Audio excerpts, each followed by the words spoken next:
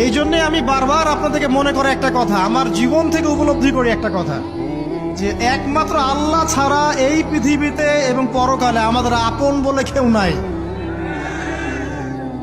বাকি সবাই সবার স্বার্থের জন্য আছে।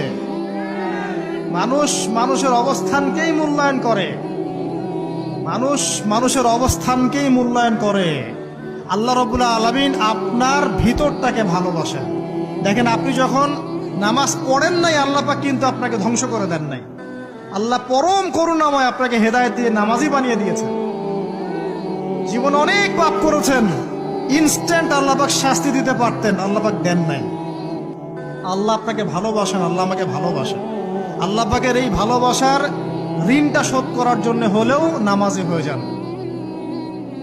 আল্লাহর পথে ফিরে আসেন, দিনের জন্য কিছু করেন, দিনের ফিকির করেন, পড়াশোনা করেন।